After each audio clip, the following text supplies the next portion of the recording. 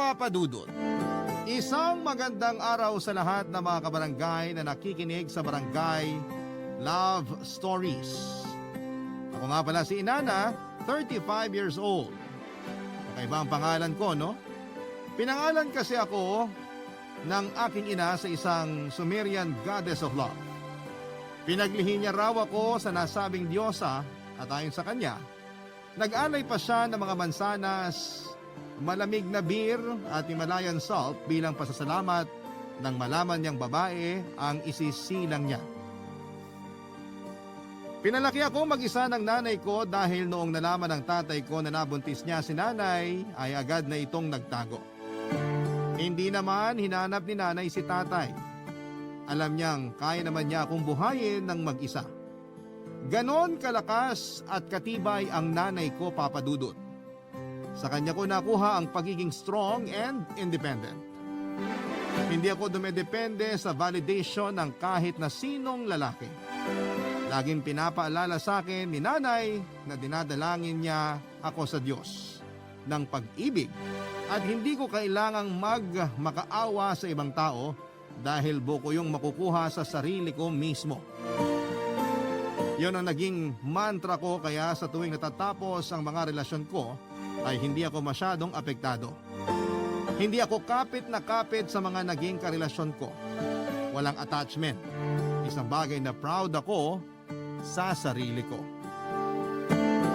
Sa huling nakarelasyon ko ay nag-live-in kami ng halos 5 taon. Natapos ang relasyon namin dahil parang wala namang kaming gana na pag-usapan kung may future ba kami o hanggang doon na lang ang relasyon namin. Ako ang nakipaghiwalay kahit sinabi niyang kailangan pa naming ipagpatuloy ang relasyon namin dahil baka may madiscover pa kami sa isa't isa na magpapatibay sa aming pagsasama. Pero inayawan ko na kahit alam kong mahal ko pa siya. Hindi ako nang hinayang sa halos 5 taon na relasyon namin. Dahil alam ko kung para yon sa akin, gagawa ng paraan ng Diyos para ibalik siya sa akin. Pinakawalan ko ang ex ko at nagpa siya na akong umalis sa apartment naming dalawa. Meron akong boarding house na tinutuluyan pansamantala habang naghahanap ng mas maayos na malilipatan. Nahirapan ako makahanap ng bago matutuluyan pero makalipas nga ang 1 buwang paghahanap ay nakahanap din ako. Yung bahay ay pag-aari ni Aling Silva, 90 years old. Malakas pa rin siya para sa edad niya, Papa Dudut.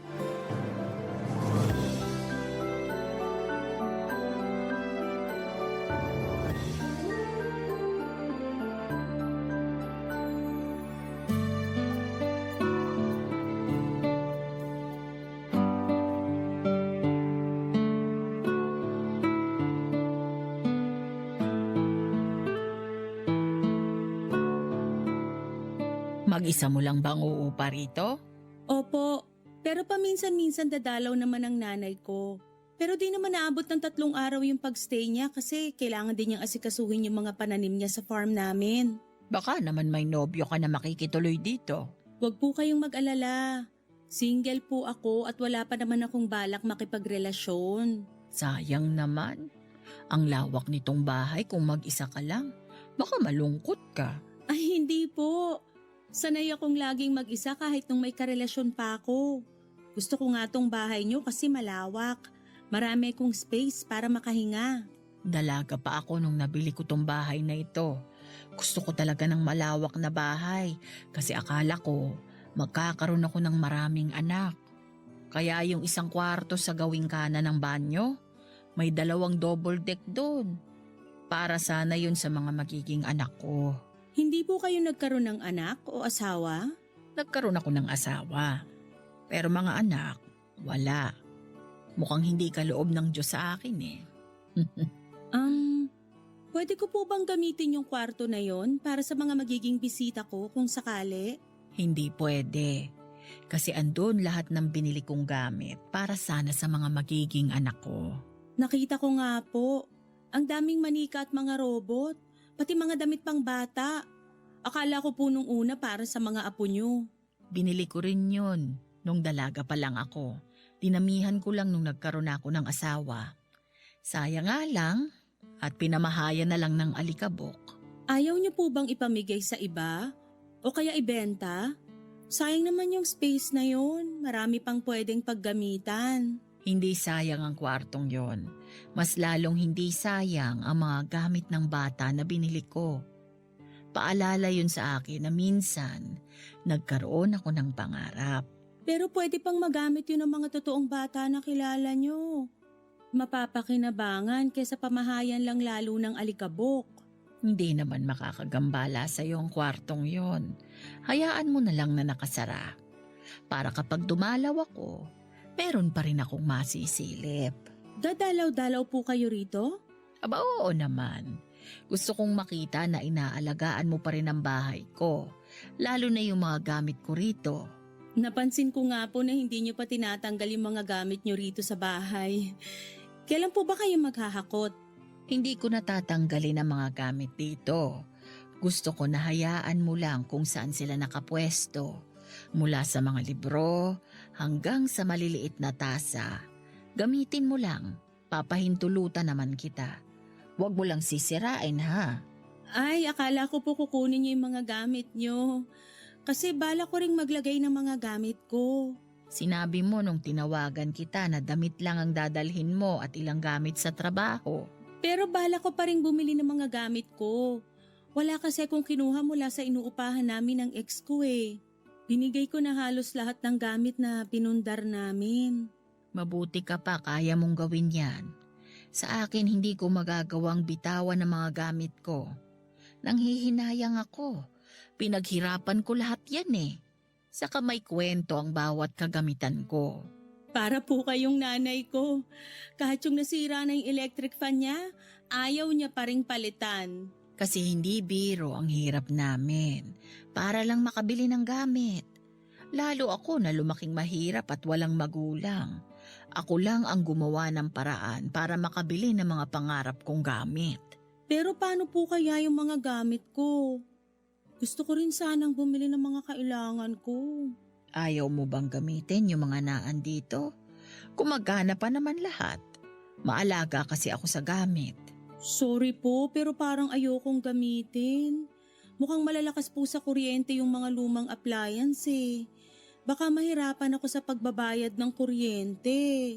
Ayun lang ang kondisyon ko sa pagpapaupa nitong bahay ko. Mura na nga ito, pero kailangan mong tanggapin ang bagaheng kasama nito. Pwede ka namang magdagdag ng gamit mo. Walang problema. Kaya lang hindi ko pwedeng ipaalis sa iyo ang mga gamit ko rito. Hindi ka naman permanenteng titira rito eh. Alam ko namang balang araw, lilipat ka rin. Sa sinabi ni Aling Silva, napadalawang isip tuloy ako kung itutuloy ko ba ang upahan ng bahay niya. Oo nga, at sobrang mura ng upa, malapit din yon sa trabaho ko.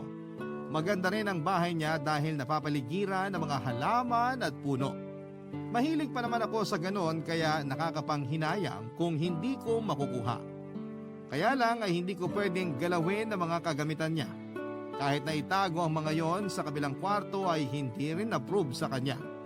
Hayaan ko lang daw sa eksaktong pwesto kung saan nakalagay ang mga ito.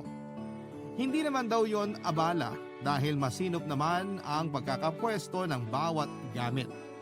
Kaya lang ay hindi ko talaga yon nagustuhan. May kalumaan at hindi pasado sa taste ko ang mga gamit. Ang dami ring hindi naman na mapapakinabangan pero nakadisplay pa rin. Tulad ng mga figurine na nabasag na o kaya ay mga tambak na gamit sa kusina na naninilaw na dahil sa kalumaan. Mahilig kasi ako sa konting gamit. Mas gusto ko ng malawak na espasyo pero hindi ko lalagyan ng kagamitan. Minimalist, sabi nga ng mga Gen Z. Sinubukan kong maghanap pa ng apartment baka sakaling meron pa akong matipuhan. Pero pinaka the best na talaga yung bahay ni Aling Silva sa lahat. Praktikal dahil mura at malapit lang sa trabaho ko. Kailangan ko yon lalo't nagsisimula pa lamang ulit ako noon sa buhay nang wala ng kahati sa mga bayarin sa upa. Kaya naman sinubukan kong makipag-compromise, Papa Dudut. Pero hindi ko na inabala muna si Aling Silva. Dumiretso ako para kausapin ang pamangkin niyang si Kuya Fred. 50 anyos at kay Kuya Fred na tutuloy si Aling Silva dahil kailangan na noon nung matanda ng makakasama at magbabantay sa kanya dahil nga sa 90 years old na siya. May asawa na si Kuya Fred pero wala rin siyang anak tulad ni Aling Silva. Kaya inako na nila ang pag-aalaga kay Aling Silva, lalo't siya naman ang nagpaaral at bumuhay kay Kuya Fred noong kabataan niya. Pagbabalik utang na loob lang yung pag-aasikaso ni Kuya Fred kay Aling Silva. Pag nagkataon na kukunin ko na ang bahay at upahan ko, ipinasa ako ni Aling Silva kay Kuya Fred kung may iba pa akong kailangan o katanungan dahil mas magkakaintindihan daw kaming dalawa. Alanganin na rin daw kasi ang edad niya para intindihin pa yung mga magiging transaksyon namin. Ayon kay Aling Silva, medyo mahina na raw ang utak niya. Kumuha ko ng pagkakataon na makausap si Kuya Fred para sabihin ang tungkol sa mga gamit sa bahay, Papa Dudut.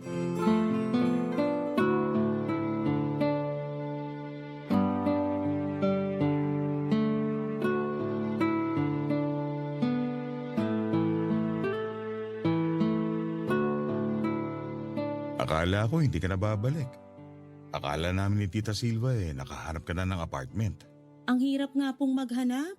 Kaya ako bumalik. Kailangan ko na rin kasi ng malilipatan bago matapos ang buwan. Nag-alangan ka raw nung sinabi ni Tita Silva na huwag tatanggalin yung mga gamit niya rito? Oo eh. Gusto ko naman pong tumira rito, kaya lang ayoko kasi ng maraming abubot sa bahay. Lalo kung hindi ko na naman mapapakinabangan. Sayang yung space. Naiintindihan kita. Ganyan din ako. Kaya lang iba kasi si Tita. Attach siya sa mga gamit niya. Yan nga rin ang naisip ko.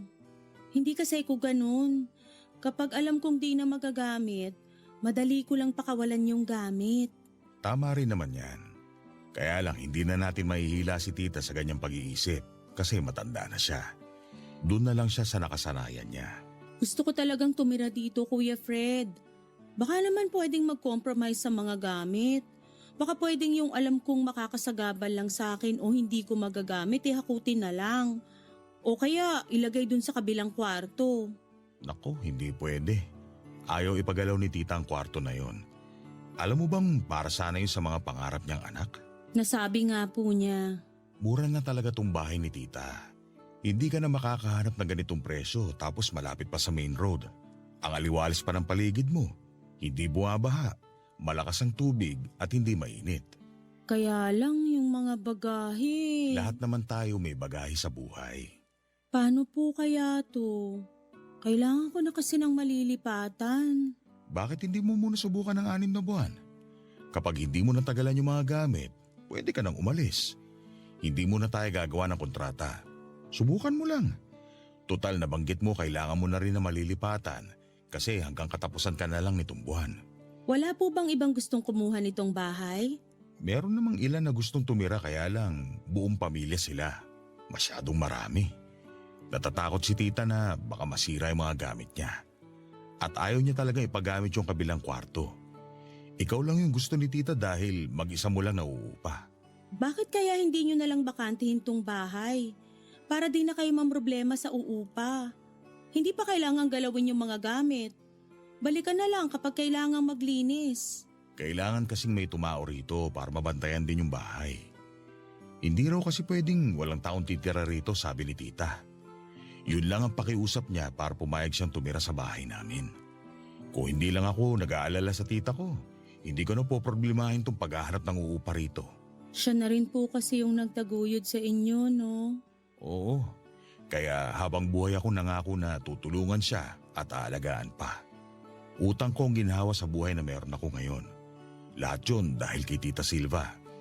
Kaya sana nakikiusap ako sa iyo na kung gusto mo rito, hayaan mo na lang yung mga gamit. Magtulungan na lang tayo. Mura ang upa para sa'yo. May tatao rito para naman yun kay Tita Silva ko. Wala na ba talaga kayong planong tanggalin kahit yung mga gamit lang sa kusina? Yung mga baon na parang naninilaw na sa kalumaan? Meron namang isang bakanting built-in cabinet dun sa kabilang kwarto. Ganito na lang.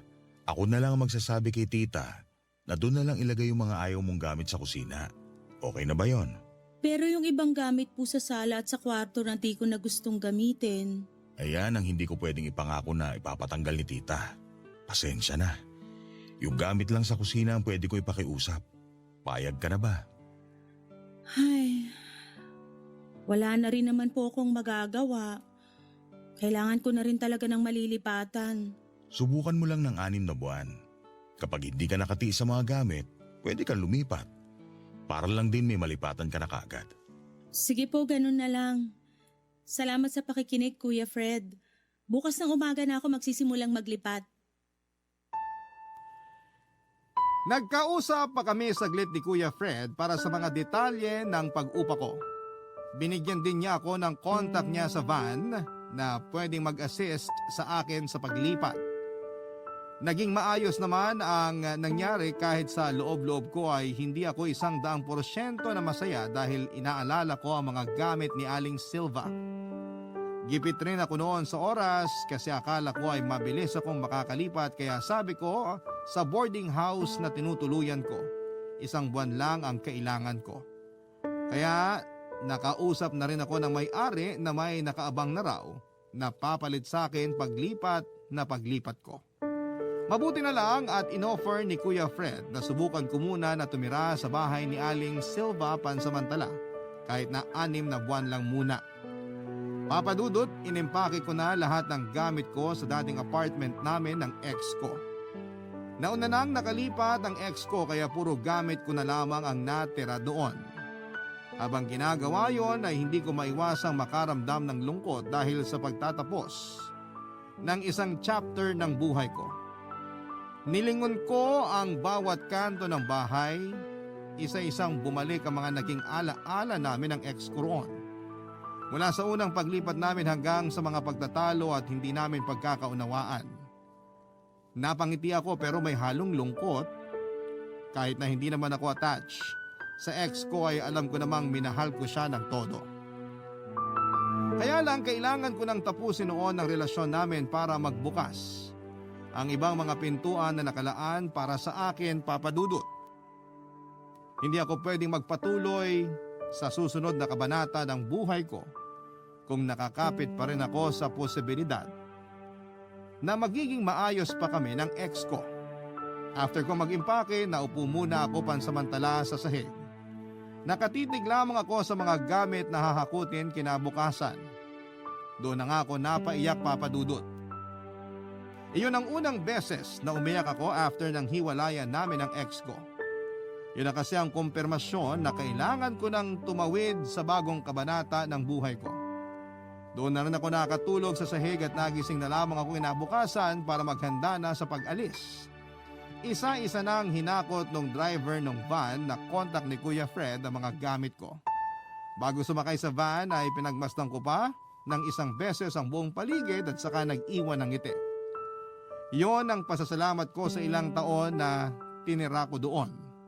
Saka ko sinarado ang pintuan, tanda ng pag-usad ko, Papadudot, sa naging buhay ko roon ng halos 5 taon.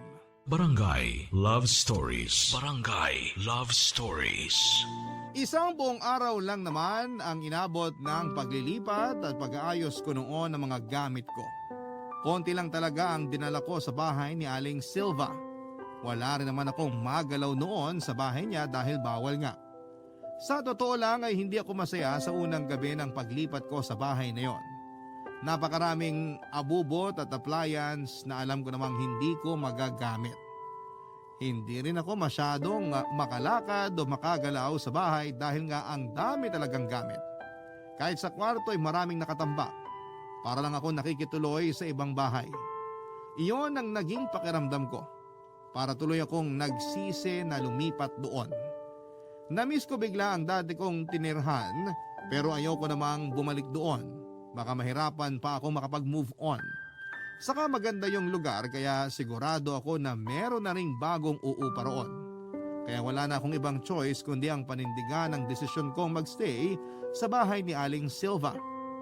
Namahay ako sa unang gabi at hindi agad ako nakatulog. Sinikatan na ako ng araw pero kahit idlip ay wala. Humapdi na lang ang mata ko sa kakapilit na ipikit ang mga pagod kong mga mata. Sinukuan ko na ang pagtulog at bumangon na ako sa kama para magkape. Naupo ako sa nara na upuan sa dining area. Pinagmasdan ko ang buong bahay habang nagkakape. Maliwalas naman ang bahay kaya lang ay siguro hindi ako ganoong kasaya dahil hindi ko mahanap ang kalayaan para makagalaw at magawa lahat ng gusto ko. Sinabi ko na lamang sa sarili ko na masasanay din ako sa sitwasyon ko. Saka meron naman akong 6 na buwan para makapag-isip kung gusto ko pang ipagpatuloy ang pag-upa ko doon. Sabi ko mabilis lang din namang lilipas sa mga araw. Kasalukuyan na yon ang tumatakbo sa isipan ko nang marinig ko ang pagkatok sa pintuan.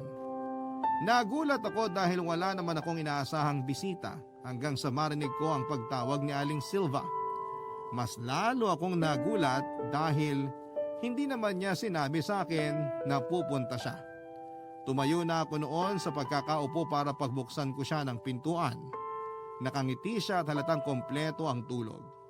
Ewan ko kung napansin niyang wala pa akong tulog kaya hiniling ko na sana'y wala siyang ibang sabihin na makasisira ng araw ko, Papa Dudut.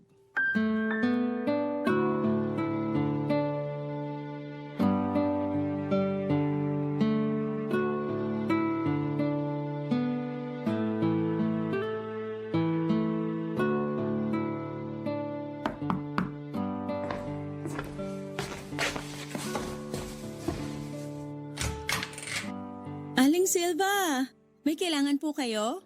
Dumalaw lang. Gusto lang kitang kumustahin. Ang aga niyo naman pong mga musta. Pasok po kayo. Salamat. Sana po nakapag-almusal na kayo Kasi hindi pa ako nakapag-grocery. Isang 3-in-1 lang na kape ang meron ako at natimpla ko na kanina. Hindi mo na kailangang mag-alala. 4:00 pa lang ng madaling araw, nakapagsimula na akong mag-almusal. Gusto ko lang talagang dumalaw. Kumusta ka naman sa paglipat mo? Nakatulog ka ba ng maayos? Hindi nga po ako nakatulog. Namahay siguro. Hindi ka lang sanay sigurong mag-isa. Pero masasanay ka rin. Sa bagay po. Ilang taon din akong may kasama Baka nanibago lang, tapos bagong lipat pa. Hindi na ba kayo magkakabalikan ng nobyo mo? Baka naman pwede pang pag-usapan. Naku, hindi na po. Sigurado ka ba? Mahirap ang mag-isa. Mas gusto ko na lang pong mag-isa kesa mapunta sa maling tao. Ngayon mo lang nasasabi yan kasi bago pa. Ganyan din ako dati. Tapos nung tumagal, ang lungkot na sa pakiramdam. Nangulila ako sa asawa ko. Nasaan po ba ang asawa niyo? Ikaw, nasaan na ba ang dati mong nobyo? Ang balita ko po tumira muna sa bahay ng kapatid niya. Yung asawa niyo po, nasaan na? Kung sakaling magkakabalikan kayo ng nobyo mo, papayagan ko siyang tumira kasama mo rito para mas masaya itong bahay ko. Malabo na po yun. Tanggap na naming magkaiba yung mga gusto namin sa buhay. Oras lang ang makakapagsabi. Huwag mong pangunahan ng panahon. May luma pala akong orasan dun sa isang cabinet sa kwarto. Nakita mo na ba? Hindi ko po pinakialaman yung mga gamit niyo sa kwarto. May pahintulot naman sa akin. Gamitin mo lang. Napansin ko walang orasan dito sa sala.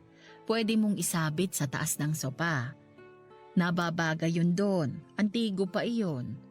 Unang regalo ng asawa ko sa akin nung kinasal kami. Sinangla lang sa kanya nung kapitbahay niyang Kastila. Hindi na binawi. Kaya niregalo na lang niya sa akin. Mahalaga pala yun sa inyo. Bakit hindi niyo na lang po kunin at gamitin sa bahay niyo ni na Kuya Fred? Marami ng orasan sina Fred sa bahay. Saka mas gusto kong dito na lang sa bahay na ito maisabit ang orasan na iyon. Hindi kasi ako mahilig sa mga antigong gamit Kinikilabutan ako lalo kapag naiisip kong pwedeng patay na yung unang may-ari nun. Ayun na nga patay na. Bakit kailangan pang matakot sa kanila? Tayo yung buo pa ang katawan at kaluluwa. Mas malakas tayong buhay pa. Hindi lang siguro ako mahilig sa mga lumang gamit. Kaya pala panay ang pakiusap mong tanggalin na ang mga gamit ko rito. Gusto ko kasing bago lahat ng gamit ko. Yung ako ang unang gagamit at hindi galing sa iba.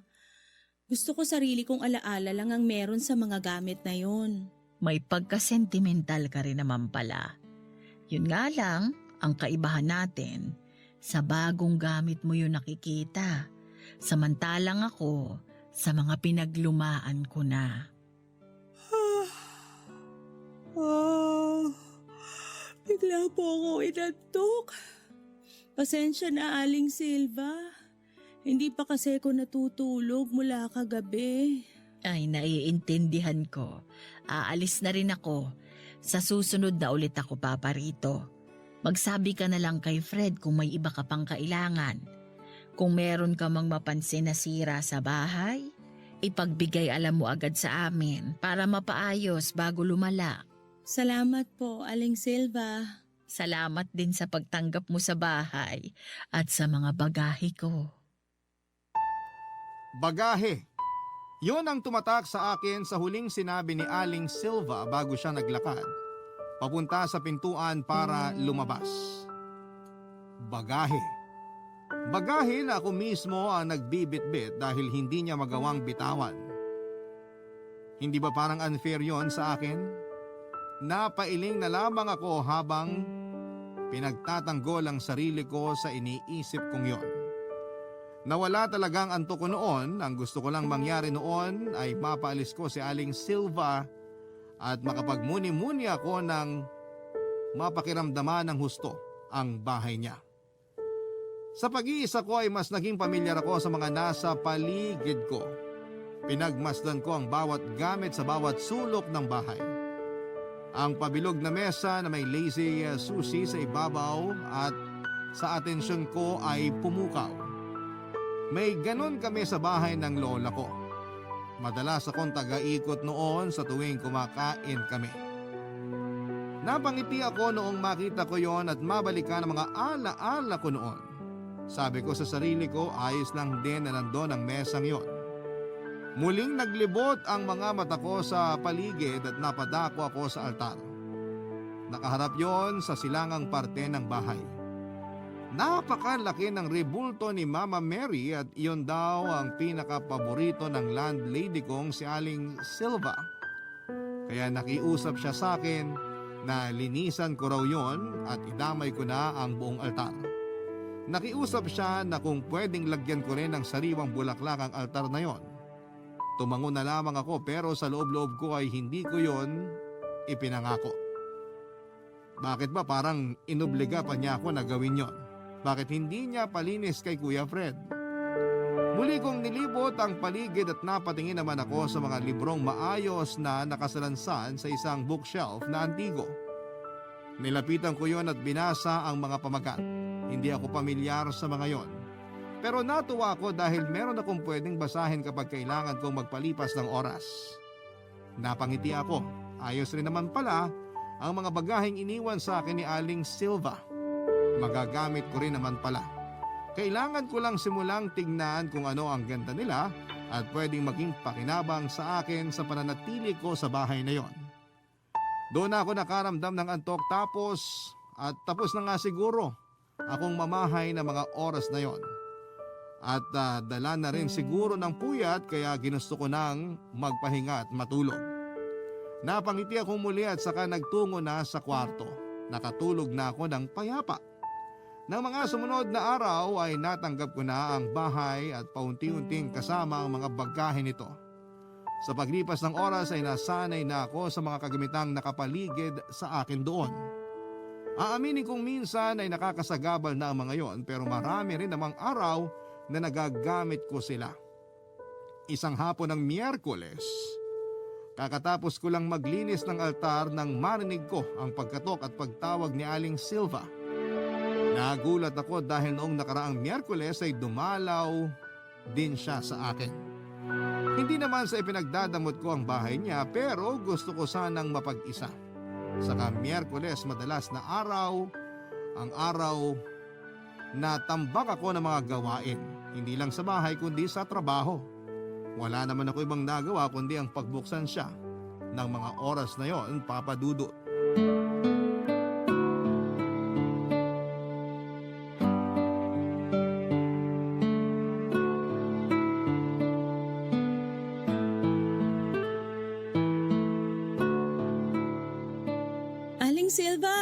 Dumalaw uli kayo. Oo nga, wala kasi akong magawa sa bahay. Wala sina Fred kasi may aasikasuhin daw sa Cavite. Mamayang gabi pa ang balik. Magpapagabi po ba kayo dito? Ay hindi, bago lang sumapit ang gabi. Parang nung nakaraang Miyerkules na pagdalaw nyo rito ah. Ayaw nyo rin magpaabot ng gabi. Napansin mo pala.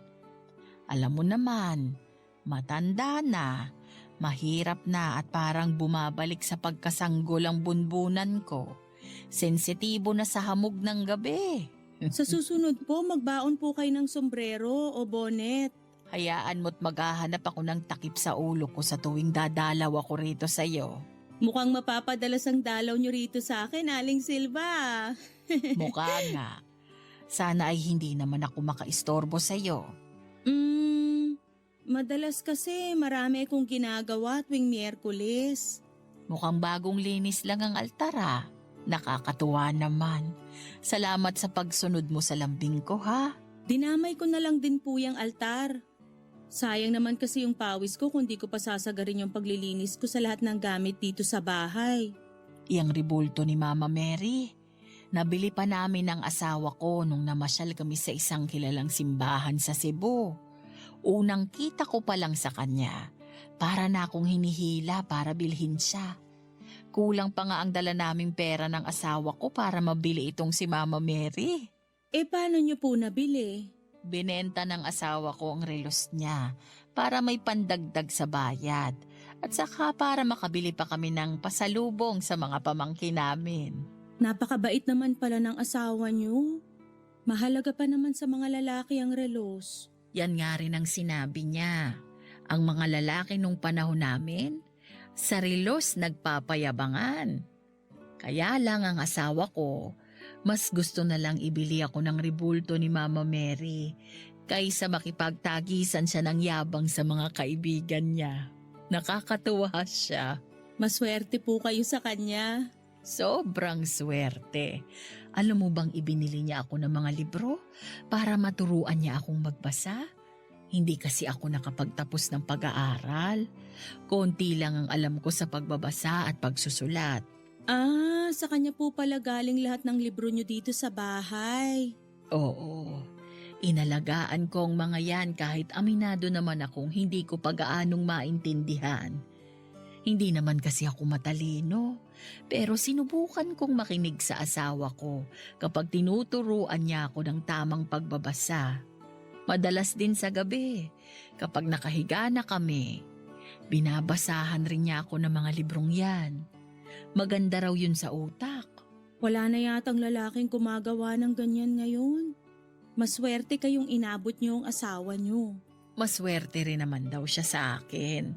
Sabi niya, wala siyang ibang kakilalang babae na magaling magpaamo ng kalabaw. Ako lang ang nakakagawa noon. May kalabaw kayo? Nasa probinsya namin noon. Inirigalo rin ng asawa ko. Kakatayin na raw sana ng kapitbahay namin dahil matanda na. Naawa ako. Iniyakan ko ang asawa ko. Sabi kong bilhin na lang namin. Binili naman niya. Kahit wala namang kaming bukid para magamit ang kalabaw. Ginawa ko lang talagang alaga ang kalabaw na yon. Matapang ang matandang kalabaw na yon. Naaalala ko, ilang beses muntik sinuwag ang asawa ko at ibang kamag-anak namin. Pero nagawa kong paamuhin. Paano? Pagmamahal at pasensya. Gaano man kailap ang isang tao o hayop, kayang remedyohan niya ng pagmamahal at pasensya. Isang araw, lagi na lang akong nilalapitan ng matandang kalabaw na yon. Naging maamo pa kaysa sa pusang bahay. 3 taon lang ata ang itinagal ng buhay ng kalabaw na iyon. Sayang naman. Naku, hindi sayang. Kahit 3 taon lang siya sa amin. Napasaya naman namin siya. Napakain ng lunti ang damo at hindi na siya nagtrabaho sa bukid. Ang 3 taon na yon ang naging pahinga niya at masaya kaming naibigay yon sa kanya. Napangiti ako sa kwento ni Aling Silva. Marami siyang ganong kwento na hindi ko inaasahang posible pala. May mga ilang tanong lamang na nabuo sa isipan ko, Papa Dudut. 90 years old na si Aling Silva. Nabanggit niya na dalaga pa siya noong nabili niya yung bahay. Kung kukwentahin ay 1930s siya pinanganak. Nagdalaga siya noong 1950s. So noong mga panahong yon ay paano niya nabili yung bahay noong dalaga pa siya. Tapos hindi pa siya marunong magbasa. Kasi sabi niya ay tinuruan lang siya ng asawa niya kung paanong bumasa. Sa totoo lang ay medyo alanganin ako sa kwentong yon ni Aling Silva kasi parang malabo pa sa sabaw ng pusit kung ako ang tatanungin. Pero kung paano man niya nabili ang bahay niya ay hindi ko na pinakialamanan pa. Hindi ko na sinubukang magtanong o mag-usisa pa. Pinakikinggan ko na lamang yung mga kwento niya. Siguro dahil sa katandaan ay medyo naapektuhan na ang kanyang alaala. Natapos ng magkwento si Aling Silva pero hindi pa siya kaagad na umalis. Hindi ko naman siya magawang paalisin dahil nauunahan na rin ako ng hiya. Marami pa sana akong kailangang gawin noon at hindi ko siya maharap na asikasuhin.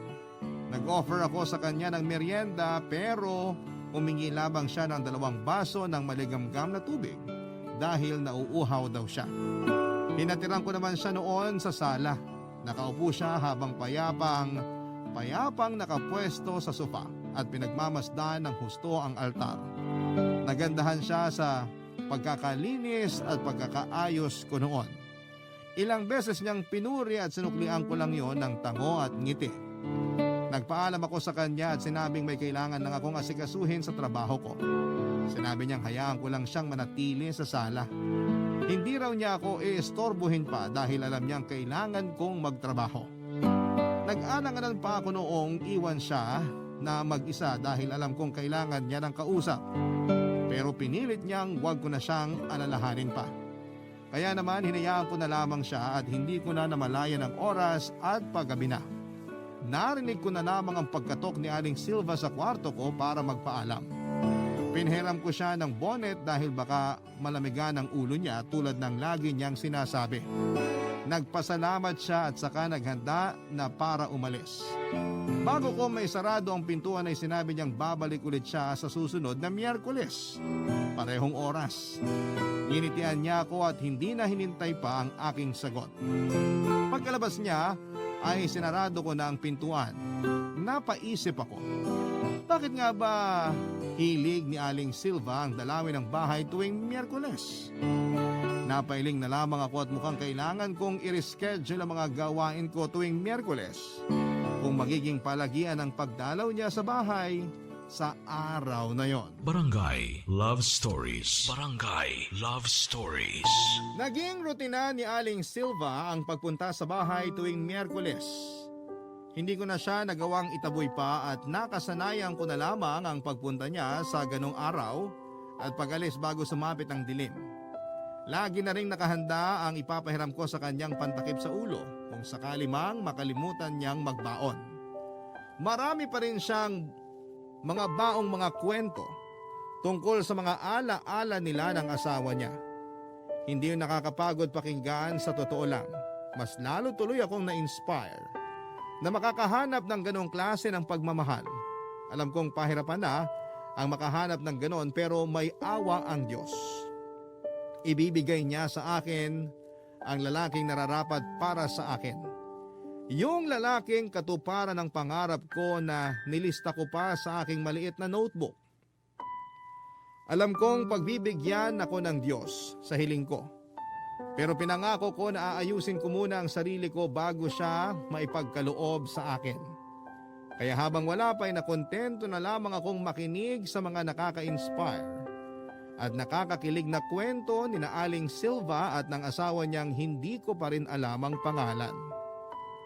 Iyon ang isang bagay na pinagtataka ko sa tuwing sinusubukan kong tanungin noon si Aling Silva sa kung nasaan ang asawa niya ay wala siyang maisagot sa akin at agad niyang iniiba ang usapan.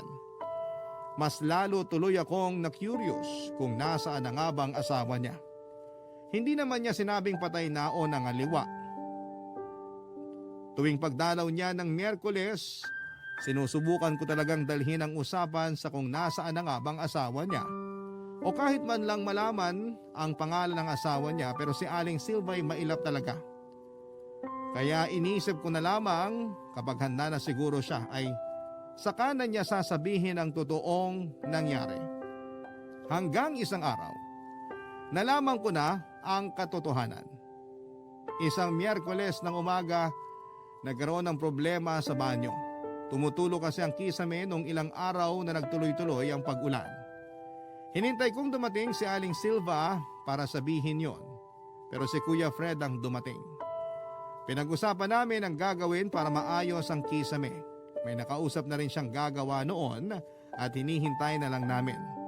Habang hinihintay ang karpentero ay nakapag-usap kami ni Kuya Fred tungkol kay Aling Silva at sa kanyang asawa, Papa Dudut.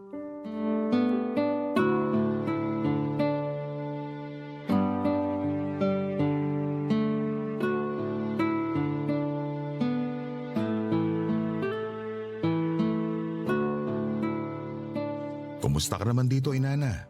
Umabot ka na rin ng 2 buwan na. Namahay lang nung simula, Kuya Fred. Nasanay na rin. Buti, nasanay ka na sa mga gamit dito. Paminsan-minsan naiinis pa rin ako. Lalo kapag nabubundol ko yung mga malalaking cabinet at appliance. Pasain pa naman ako. Pero nasanay na. Ang ganda ng ginawa mo sa altar ah. Maayos na siya kumpara noon. Nakita na ba yan ni Tita Silva? Tiyak matutuwa yun. Si Aling Silva nga po ang nag-ayos ng altar na yan nung nakaraang Miyerkules. Nako, pinakailaman pa talaga niya. Pagpasensya mo na lang ha. Mahirap na hindi mapagbigyan yung mga nasa ganong edad. Naku, mas nasasanay pa nga ako sa presensya ni Aling Silva kaysa sa mismong bahay na to eh. Tuwing Miyerkules nga po ay nandito siya para makipagkwentuhan. Ay, tuwing Miyerkules pa rin talaga. Alam niyo po kung anong meron sa Miyerkules? Bakit sa ganong araw siya dumadalaw lagi? At umaalis siya bago magdilim.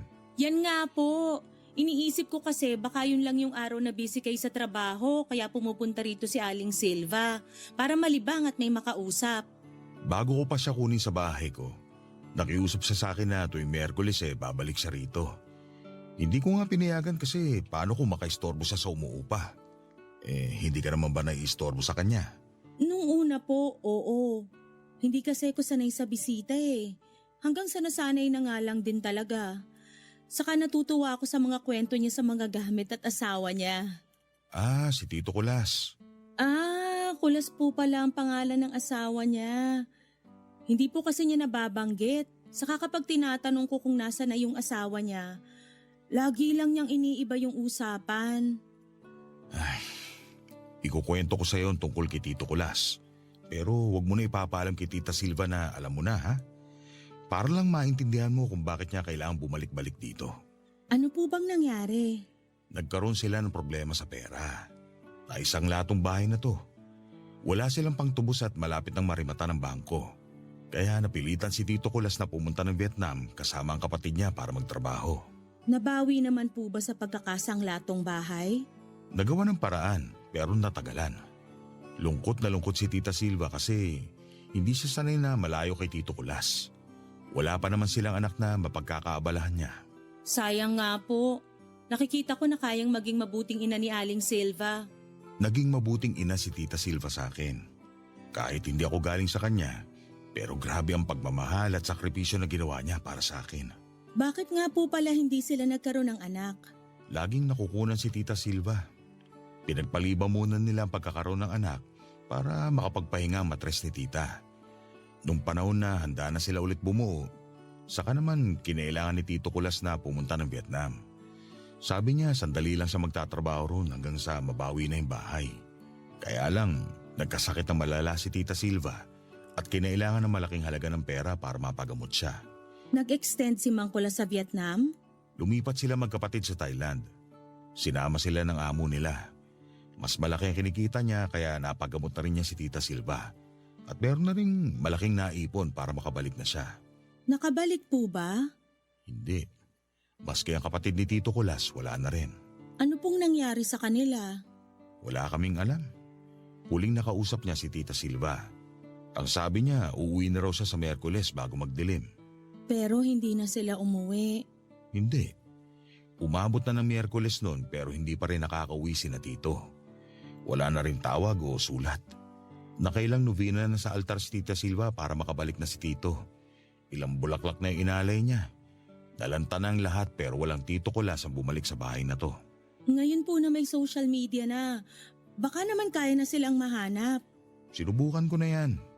Hindi ko pinalam kay Tita Silva para hindi siya masyadong umasa. May nakapagsabi na patay na sila magkapatid pero walang ibang detalye. At naniniwala naman po kayo ron? Kilala ko ang Tito Kulas. Nangako siyang babalik at kapag pinangakuan niya si Tita Silva, ginagawa niya ang lahat para matupad yon. Maliban na lang sa pagbabalik niya. Kaya maluwag sa loob kong tanggapin na baka nga patay na siya. Dahil kung buhay pa siya, babalik yun kahit anong mangyari. Ganun niya kamahal si Tita Silva. Nakwento rin ni Kuya Fred na simula noong hindi na nagparamdam si Mang Kulas, ay lagi na lang daw sa labas ng bahay si Aling Silva habang hawak ang maliit na radyo at pinapatugtog ang theme song nilang dalawa. Baka sakali lang daw na mailipad ng hangin ang awiting yon papunta sa asawa niya. Baka ang kanta raw na yon ang makatulong para mahanap ni Mang Kulas ang daan pabalik kay Aling Silva. Ilang dekada rin niya daw na ginawa yon at hindi siya napagod dahil para sa kanya ang pusong nagmamahal ng totoo, hindi makakaramdam ng pagod. Para akong kinurot sa dibdib nang marinig ko ang kwento nilang mag-asawa. Hindi ko maiwasang magtanong sa Diyos kung bakit niya hinayaang malayo ang dalawa. Gayong sila ang pwedeng maging ehemplo ng totoong pagmamahal. Pero walang nakakaalam sa dahilan kung bakit hindi sila pinalad na magkasama ng matagal sa mundong ito. Baka nga sa kabilang buhay na sila magtagpong muli. Nahinto lang ang usapan namin ni Kuya Fred nang dumating na ang karpintero. Inassist siya ni Kuya Fred habang ako naman ay naupo sa harapan ng altar. Ini-imagine ko kung ilang iyak, dasal at bulaklak ang naialay ni Aling Silva para lamang makabalik ang asawa niya. Dahil doon ay hindi ko maiwasang mapaiyak dahil sa simpatya para sa aking landlady. Makalipas nga ang 3 linggo ay muling nagpakita si Aling Silva sa akin. Eksaktong Miyerkules ng hapon, tulad ng dating nakangiti siya nang mapagbuksan ko ng pintuan. Medyo pumayat na lang nga ng pagkakasakit niya. Kaya pala hindi siya nakabisita noong mga nagdaang Miyerkules. Inalalayan ko siyang makapasok ng bahay. Nagulat siya dahil mas magiliw ang pagtanggap ko sa kanya noong araw na yon. Inaasahan ko na darating siya, tanggap ko na kasi naaasahan ko siya lagi at hindi ako mapapagod na umasa na dadalawin niya ako tuwing Miyerkules. Parang yon ang paraan ko para magbigay respeto sa ilang dekada niyang paghihintay sa pagbabalik ni Mang Kulas kahit na wala namang kasiguraduhan. Pinagtimpla ko siya ng gatas at ininita ng pandesal. Natuwa naman siyang kinain yon. Habang kinukumusta ako ay masaya kami nagkwentuhan hanggang sa mapadako ang mga mata niya sa altar.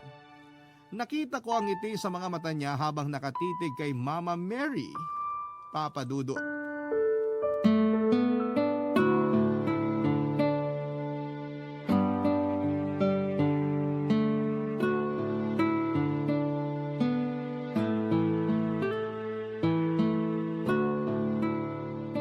Ang ganda ng mga dilaw na rosas na nilagay mo sa altar. Mukhang bago pa. Alam mo bang paborito ko ang dilaw na rosas?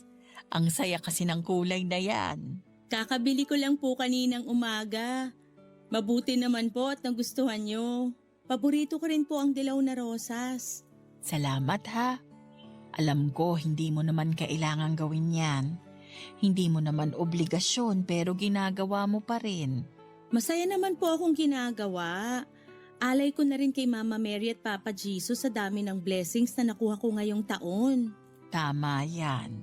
Matuto tayong magpasalamat kahit sa mga maliliit na biyaya. Bumili na rin ako ng mga kandila ng hugis rosas. Pwede niyo pong sindihan kung gusto niyo magdasal bago kayo umalis. Para sa inyo po lahat yan. Hindi ko na maalala kung ilang kandila na ang nalusaw sa altar na yan. Hindi ko alam kung nakarating ba sa itaas yung usok na galing sa kandila o baka kinulang pa ako ng sindi. Hindi ko alam. May dasal po ba kayong hindi dininig? Hindi ako naniniwalang hindi napapakinggan ang mga dasal natin. May mga hiling lang talaga na hindi ipinagkakaloob dahil merong mas magandang inihandang plano ang Diyos para sa atin. Kahit hindi po tinupad ang hiling nyo, matindi pa rin po ang kapit nyo sa Diyos, no? Iyon na lang ang dahilan kung bakit hanggang ngayon nandito pa rin ako. Kung hindi nyo naman po mamasamain, pwede po bang malaman kung ano yung hiling nyo na hindi nakarating? Lagi kong nakukwento sa iyo ang tungkol sa asawa ko. Pero hindi ko pa pala siya buong naipakilala sa iyo. Kulas ang pangalan ng asawa ko. Nagpunta siya sa Vietnam para tubusin ang bahay na to at para maipagamot ako. Hindi na siya nakabalik. Sinabi niya uuwi siya ng Miyerkules bago magdilim. Ilang Miyerkules na ang lumipas. Pero hindi pa rin siya nakabalik. Kaya po pala kayo pabalik-balik dito ng Miyerkules. Kasi baka sakaling bumalik pa siya. Hindi pa rin naman ako natatapos na manalangin para sa pagbabalik niya. Kahit wala na akong sariling altar o rebulto ni Mama Mary sa bahay ni Fred, nagdadasal pa rin ako. At alam ko, nakakaabot yon sa itaas. Hindi pa po ba kayo napapagod na maghintay? Kaunti na lang ang natitira sa buhay ko. Hayaan nyo na lang na ubusin ko na lang yon sa pag-asa na makakabalik pa sa akin ang asawa ko. Doon ko lang maipapakita ang tiwala ko sa kanya at sa mga salita niya. Kapag sinabi niyang babalik siya, buong puso akong magtitiwalang matutupad niya. Hayaan niyo pong samahan ko kayo sa pagdadasal para mas maging maingay at makarating agad sa taas. Ako ang magpapatuloy ng mga dasal niyo sa altar na to. Salamat, Inana. Hindi talaga ako nagkamali na ikaw ang pinili kong magbantay sa bahay ko. Kaya nga lagi kong pakiusap sa'yo na huwag mong tanggalin ang mga gamit namin ng asawa ko. Kahit ang palitan ng pwesto, pakiusap, wag. Baka kasi bigla siyang dumating. Gusto kong maabutan pa rin niya ang bahay na tulad nung dati nung naandito pa siya. Naiintindihan ko na po. Sinasama kita lagi sa dasal ko na sana huwag kang mapagod sa bahay ko at sa mga gamit ko. Hindi naman dahil sa masyado akong sentimental, pero gusto ko lang na may maabutan ng asawa ko na pamilyar sa kanya kapag nakabalik na siya. Kapag nagdesisyon na ang Diyos na pabalikin siya. Kung pababalikin pa siya. Hindi niyo na po kailangang magpaliwanag pa. Nairason na ng pagmamahal niyo sa asawa niyo ang lahat. Mas nauunawaan ko na. Iba talaga pag ginamitan ng pagmamahal ang pagpapaliwanag. Mas madaling maintindihan. Oo naman, mas madaling maintindihan dahil lengguwahe ng puso ang pag-ibig. Kahit magkakaiba tayo, kung meron kang pag-ibig sa puso mo at ginamit mo yon para makausap ang isang tao, magkakaintindihan kayo. Salamat po, Aling Silva. Ang dami kong natutunan. Aalis na ako, magdidilim na. May baon po kayong pangtakip sa ulo nyo? Meron. Lagi mo akong binibilinan eh. O sige po, mag-iingat po kayo. Hihintayin ko ang pagdalaw nyo sa susunod na Miyerkules. Inana, Bakit po? babalik pa kaya siya? Babalik pa kaya siya? Iyon ang naging tanong ni Aling Silva na hindi ko nasagot. Kasi hindi ko alam kung makakabalik pa ang asawa niya. Kahit sa puso ko'y ramdam kong wala na ngang pag-asang makabalik pa si Mang Kulas kay Aling Silva. Pero parang nararamdaman ko na wala akong karapatang sabihin ang laman ng isipan ko. Niyakap ko lamang siya, inayos ang pangtakip niya sa ulo at saka hinatid palabas ng bahay. Nginitian niya ako at saka nagpaalam. Pinagmasdan ko siya hanggang sa makasakay na siya ng tricycle pauwi kina Kuya Fred. Nagbalik ako sa loob ng bahay at saka nagsindi ng kandila sa altar. Pinagdasal ko na hindi ang pagbabalik ni Mang Kulas kundi ang lakas para kay Aling Silva. Yon ang mas kailangan sa sitwasyon niya. At araw-araw kong ipagdarasal yon sa altar kung saan niya unang pinagdasal ang pagbabalik ng asawa niya. Papadudot nagpatuloy si Aling Silva sa pagdalaw tuwing Miyerkules sa bahay. Paminsan-minsan ay doon kami sa isang kwarto tumatambay. Kasama niya akong pinaglalaruan ng mga manika at robot na para sana sa mga magiging anak niya.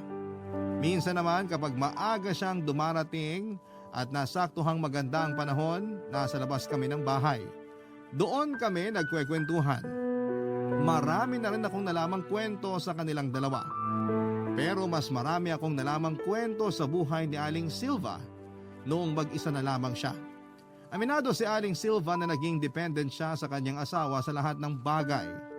Lalo na nung magkasama pa silang dalawa. Parang nawalan siya ng identity sa kung sino at ano nga ba siya. Laging nakakabit ang pangalan niya sa asawa niyang si Mang Kulas. Mula noong nawala si Mang Kulas ay napilitang bumangon si Aling Silva ng mag-isa. Hindi niya napansin na ang pagkawala ni Mang Kulas ang naging daan para mas maging matatag at magkaroon siya ng sariling pagkakakilanlan. Maraming pinagkakabalahan si Aling Silva mula nang nawala ang kanyang asawa.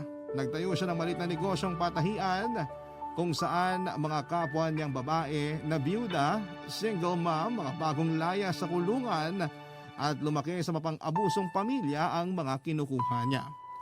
Ganon din sa binuksan niyang kantin sa isang eskwelahan. Tuwing linggo ay nangunguna ang grupong binuo niya para magbigay tulong sa mga kabataang kababaihan na naligaw ng landas. Isang beses sa isang buwan naman ay dumadalaw siya sa mga babaeng nakakulong at nagbibigay ng dilaw na rosas bilang pagbibigay pag-asa sa kanila. Na balang araw ay makakalaya din sila at makapagbabagong buhay. Lunes naman ay nilaan niya sa pagsisimba at pagtugtog ng piano para sa mga awit sa simbahan. Marami pa siyang ibang ginawang makabuluhan, lalo na para sa mga kapwa niya kababaihan. Kakaiba ang saya niya habang kinikwento ang mga nagawa niya. Hindi niya alam na ang laki na pala ng niambag niya sa lipunan, gayong ang tanging alam lang niya ay ginagawa lamang ngayon para mawaglit sa isipan niya ang kanyang asawa, para meron siyang ibang pinagkakabalahan habang naghihintay sa pagbabalik ng asawa niya. Totoong nadinig ng Diyos ang dasal niya sa pagbabalik ng asawa niya, pero alam ng Diyos na merong mas malalim na purpose ang buhay niya sa mundong ito. Kaya hindi nagawang pabalikin ng Diyos si Mang Kulas dahil may misyon si Aling Silva sa buhay na ito. Marahil ay hindi yun napansin ni Aling Silva pero naging instrumento siya para makatulong sa marami. Dahil kung hindi nawala si Mang Kulas ay hindi makakabuo ng sariling pangalan si Aling Silva sa lipunan. Hindi siya makakatayo ng mag-isa nang hindi sumasandal sa iba. Baka nga sa kabilang buhay na lamang silang dalawa magkasama at muling magkikita ng kanyang asawa. Paniguradong mas maganda roon at mas payapa, hindi katulad dito sa mundo na puno ng pagsubok. Doon sa itaas ay marami silang oras na magagamit para makapagkwentuhan at muling magmahalan. Darating din ang araw na yon para sa kanilang dalawa. Kasama yon sa mga dinagdag ko sa dasal ko sa altar ni Aling Silva. Alam ko na hindi ako hihindian ng Diyos sa panalangin kong yon. Maraming salamat po sa pagbasa ng aking liham. More power sa Barangay Love Stories at sa Barangay LS 97.1. Hanggang sa muli, ang inyong kapuso at kabarangay, Inana. Dear Papa Dudut, Magandang hapon po sa inyo at sa lahat ng mga nakikinig ngayon. Nais ko pong ibahagi sa inyo ang aking kwento. Ako po si Roda, 21 years old na sa kasalukuyan. 18 years old lamang po ako noong nangyari ang ikakwento ko. Estudyante pa lamang po ako noon at meron po akong kaibigan, kaklase sa school.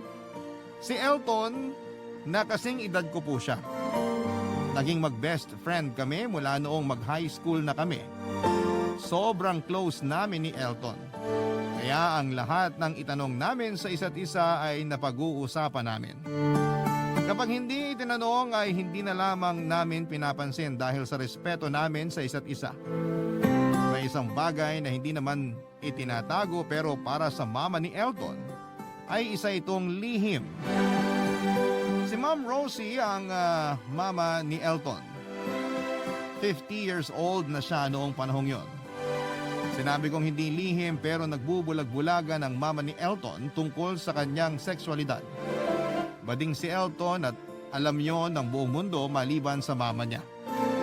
Ewan nga po kung bakit ganon ang mama niya. Madalas pa itong napapaaway kapag may kumwekwestiyon sa pagkalalaki ni Elton. Papadudot mas malambot pa sa marshmallow kung kumilos itong si Elton. Pero parang walang ideya ang mama niya, papadudot.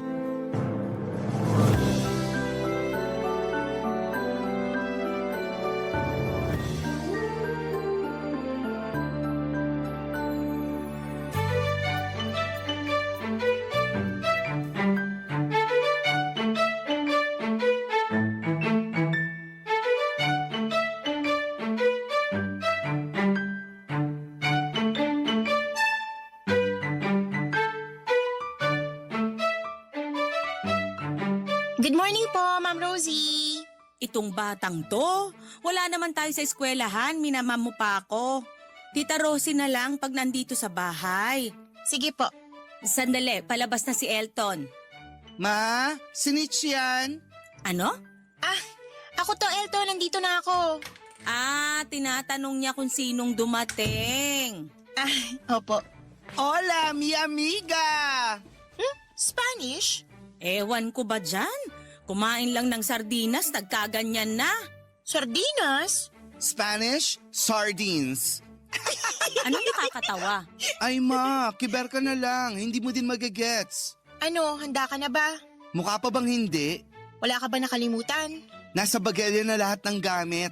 Nasaan? Yaan mo na ma, alam na ni Roda yon. Opo. Alam ko na po. Kayo talaga, may pa-secret code pa kayo ha? Ay, hindi po. Yung salita po kasi ni Elton. Halika na nga, umalis na tayo. Teka, may sasabihin pa ako kay tita. Tita, pinsan kita? Ako ang nagsabi sa kanya na tita ang itawag niya sa akin pag nandito sa bahay. Ay, iba. Bakit naman? Kasi si Lay ang tagal nang nagpupunta dito, hindi ka nagpatawag ng tita. Iba yon. Baka mahawa ka sa kanya. May sakit po si Lay? Bading siya. Nalaman sa kanila. Ma, hindi sakit ang pagiging bading at lalong hindi nakakahawa yun. Buti na nga lang ganon, kaya hindi ka nahawa. Ay, nahihilo na ako sa topic. Anong oras na ba? 8:00 pa lang. Dun muna tayo sa kwarto. Sige, maaga pa naman eh. Sandali, magkwentuhan lang kayo ha? Ma, wala naman court sa loob ng kwarto ko, kaya hindi kami makakapag-basketball. Marunong ka mag-basketball? On second thought, volleyball pala. Ano bang sinasabi mo dyan? Wala po, kung ano-ano kasing naiisip nyo eh. Nagpapaalala lang naman. Iwan nyo kayang bukas ang pinto. Ay naku ma, hindi na kami pupunta ng kwarto. Roda, dito na lang tayo magkwentuhan. Okay. Gusto nyo bang magmerienda? Ma, kakatapos lang ng almusal. Hindi pa nga ako nakakapasok sa school. Oo nga pala. Maiwan ko muna kayo. Nako, huwag kang aalis ma. Bakit? Para nakikita mo kami. Mamaya kung ano-ano na naman ang tanong mo sa akin. Tanong? Hoy, ano ba anak? Nakakahiya kay Roda. Kay Roda pa kayo nahiya. Alam nga niya kung anong kulay ng ngalangal ako. Ha? Paano niya nalaman? Ma, figure of speech yun. Ibig sabihin, wala kaming sikreto sa isa't isa. Opo. Mabuti kung ganon. Sana wala din kayong sinisikreto sa akin. Naku ma, wala. Ikaw lang naman ang hindi naniniwala eh. Grabe ka naman anak. Naniniwala naman ako. Okay, sabi nyo eh. Ayan, pwede na tayong umalis. Sakto, nasa school tayo bago mag-10. Tara na, Sesh! Papadudot kapag naglalakad kami sa kalye, mas maharot pa si Elton kumilos kesa sa akin. Madalas ang mga nakakasalubong namin ay kung ano-anong sinasabi kay Elton. Na kesyo masyado raw malandi, kalalaking tao at kung ano-ano pa. Deadma lang si Elton at minsan ay tinatawanan niya pa. Pero may isang pangasar ang mga tambay na lalaki sa kalye na kinakainis ni Elton. At yon ay kapag sinasabihan siya na huwag silang bobosohan. Nababastusan si Elton sa biro na yon. Kaya naman sinusugod niya ang mga ito at sinasabing isusumbong sila sa mama niya.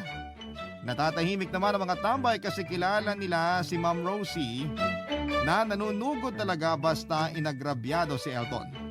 Ako naman ay palagi kong sinasabihan si Elton na umayos ng kilos para hindi siya tinutukso at ginagawang katatawanan ng mga tambay. Kaso ay siya na mismo ang nagsabi na pinipilit niya. Kaso hindi niya alam na bumabalik na naman pala ang kilos niya. Kaya nga po lalo akong nagtataka kasi maski sa bahay ay nakakalimot si Elton pero parang hindi nakikita ni Ma'am Rosie ang kilos niya, papadudot.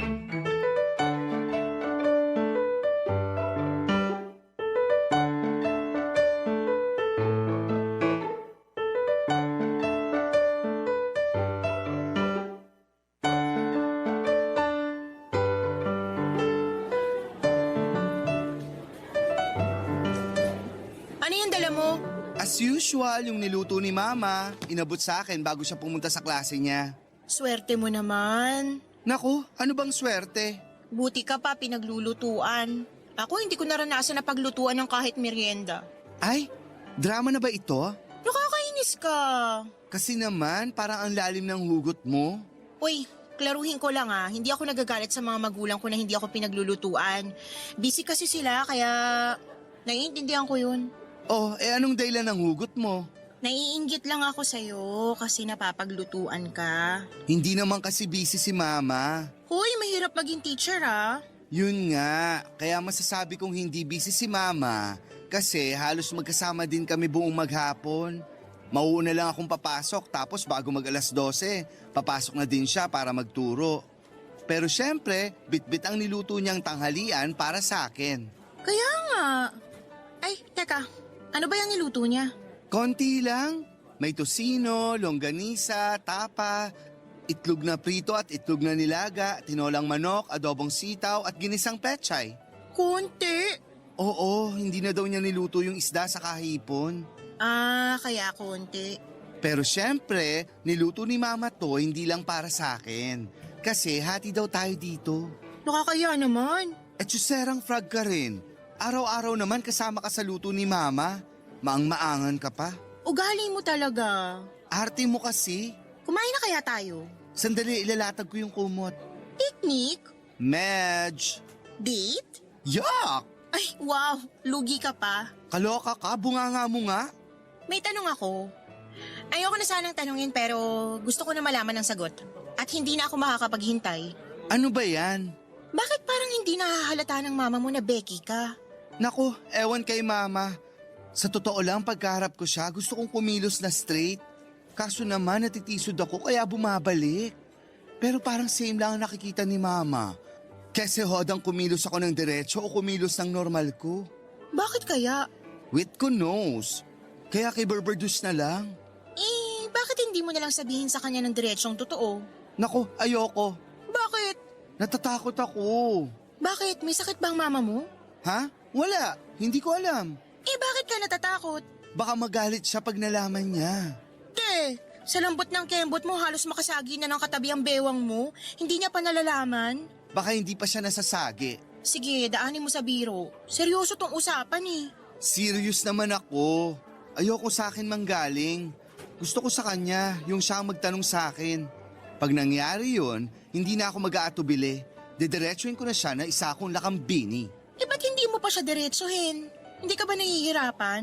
Hindi. Hindi? Hindi nga. Bakit? Ma'am, hindi ko naman itinatago. Bakit ako mahihirapan? Mas maliwanag pa sa Starlight Starbright ang kinang ng pagkatao ko. Pero aminin mo, pagkaharap mo si Ma'am Rosie, nagpipilit kang umarte ng straight. May point ka. Bakit? Ewan nga, Bakit di mo ma-explain? may mga bagay na mahirap ipaliwanag. Arte mo? Hindi ako maarte, gutom na ako. Kaya please, shut up na at kumain na tayo. Bahala ka nga.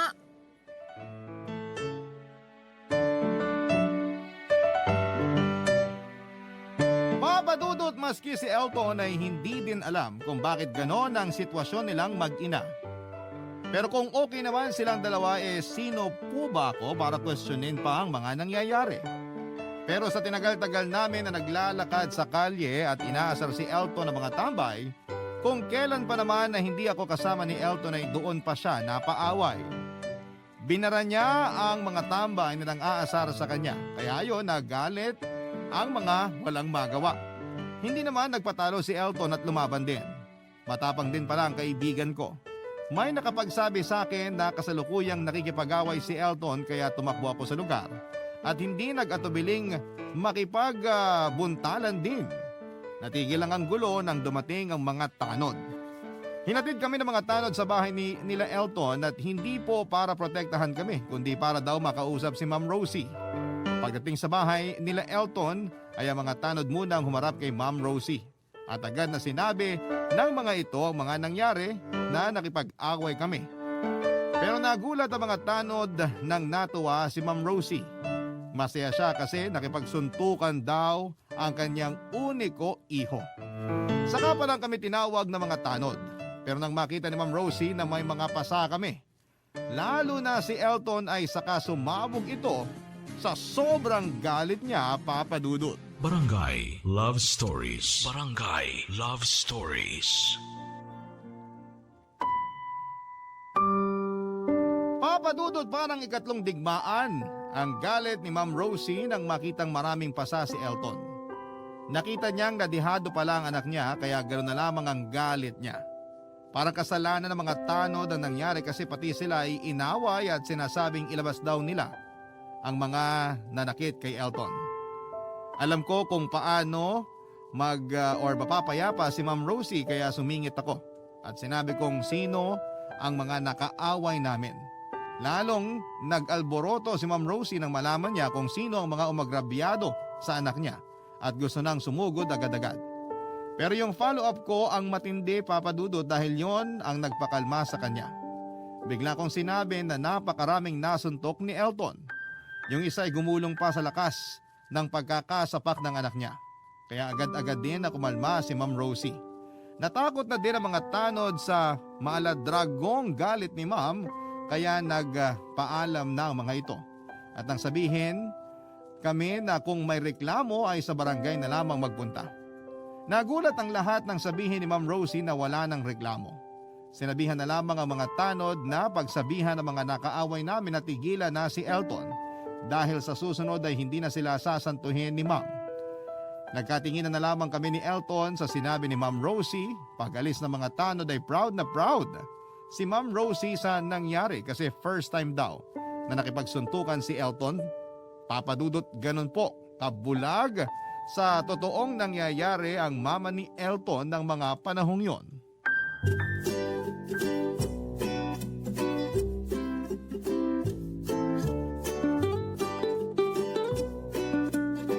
Congratulations, Nak! Graduation? Parang ganon, anak. Unang pakikipagsuntukan mo to. Maghahanda po ba tayo? Good idea.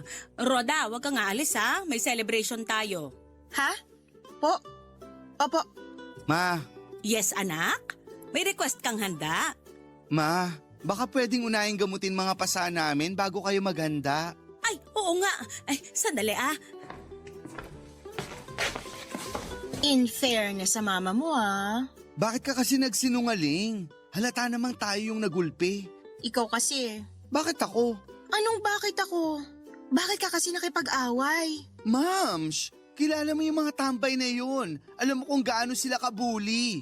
Di nakita nila ang hinahanap nila. Hindi ba ikaw ang nakakita ng hinahanap mo? Nakasuntok naman ako. We, Totoo naman ha. wala akong nakita. Paano mo makikita may kaaway ka rin? Kahit na, mapapansin ko yun, wala naman. Basta, nakasuntok ako. Kung sabihin ko sa mama mo na ang ginawa mo, hampas, kalmot, sampal, kurot at sabunot. Ide-deny ko yan. May CCTV dun sa lugar. Nakakaloka ka? Kakampi ba kita o kalaban? Kasi naman, chance mo nang umamin, no? Ayoko. Oh, akala ko humahanap ka lang ng pagkakataon. Ngayon na yun. Ayoko masira ang sayo ni Mama. Pero masaya siya sa maling paraan. Padip ka na naman dyan eh. Bahala ka. Sinasabi ko sa'yo, ito na yung chance. Pressure? Sinasabi ko lang. Nakakainis ka naman eh. Kaibigan mo ko. Kontrabida ka. O, di ikaw ng bida. Che? Sabihin mo na kasi. Ano yung sasabihin? Ay, ano ba yung boses mo, Roda? Ang sakit sa tenga. Oo nga. Si El, Oh, kita mo ma? Siya yun. Alam ko naman. Teka, kinurot mo ba si Roda? Po? Hindi po. Kinikiliti ko lang po. Ganyan kami lagi eh. Di ba? ha? Opo, ganito po kami, nagkikilitian. Ay, ingat-ingat sa kilitian, ha? Baka kung saan mauwi yan. Saan po mauuwi? Batang to, oo. Ma, sa kwarto lang kami. May sasabihin ka, di ba? Ano yon, nak? Wala po. Meron. Ano nga yon? Sabihin mo na. Oo, sabihin mo na daw.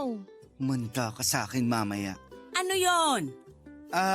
Ma, yung totoo, hindi ko naman nagulpi yung mga kalaban ko. Ako po ang nagulpi nila kasi 3 po sila. 3? Opo. Ang galing talaga ng anak ko! Papa Dudut, walang nangyari, hindi pa din po nasabi ni Elton ng pagtatapat niya. Sa totoo lang naman po, parang si Ma'am Rosie mismo ang umiiwas na pag-usapan ng tungkol sa totoong si Elton. Inaway ko si Elton noong una kasi ayaw pang magsalita, pero paano naman po siya makakapagsalita kung masayang-masaya ang mama niya? Kaya naiintindihan ko din po si Elton, Papa Dudut. Lalo naging proud si Ma'am Rosie kay Elton, kaya mas lalo itong naging bulag sa katotohanan. Siguro po ay gano'n na lamang talaga. Kaya sino po ba ako para sirain ang kaligayahan niya na nararamdaman? Concerned lang naman po talaga ako kay Elton. Gusto ko pong maging malaya na siya at mangyayari yon kapag naamin na niya sa mama niya kung ano talaga siya. Pero kung hindi pa din naman po handa si Elton ay hindi ko din naman siya pipilitin. Papadudo tungkol naman sa mga nakakaaway namin noon, napagsabihan na sila ng barangay. Kaya naman kapag nadadaanan kami ay nananahimik lamang sila at halos hindi na makatingin. May hiya din palang mga walang hiya. Sila naman talaga ang nagsisimula. Kaya pag nagdadaan kami doon, si Elton ang kilay ay halos umabot na sa anit. Tinanggap ko na lang na hindi pa handa si Elton na kausapin ang mama niya. Hindi niya pa kayang sabihin ang dapat niyang sabihin at hindi niya naamin ang dapat na aminin.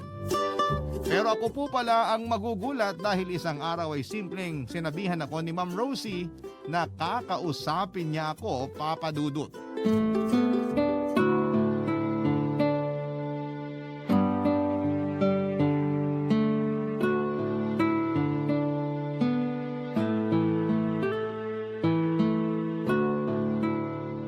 Good morning po, Tita Rosie. Si Elton po. Nasa kwarto. Pero mamaya na natin tawagin. Bakit po? May sasabihin kasi ko sa'yo. Po? Ano po yun? Ma, si Roda na ba yan? Ha? Oo, nak. Ay sige, Roda. Mamaya na tayo mag-usap. Sige po. Mams! Mamaya na tayo pumasok ng kwarto. Kamusta? Inaaway pa din ba kayo ng mga tambay sa kanto? Subukan nila. Ay! Bakit ma? Ang tapang ng anak ko! Ay, matapang po talaga yan. Di ba, Elton? Oo naman. Hindi po natatakot yan. Di ba, Elton? Oo naman. Kaya kung may gustong sabihin sa inyo yan, sasabihin niya agad. Di ba, Elton? Oo. Yan ang lalaki. Matapang. Naman. Di ba, Elton? Tumigil ka ng bruwa ka. Ano yon? Wala po. Ay nako, alam ko na yung mga bulungan na yan. Tinanong ko lang po si Roda kung anong juice ang gusto niya. Ay oo, ipagtimpla mo siya ng juice. Ay, salamat po. Okay ba sa yung lason juice? Ano?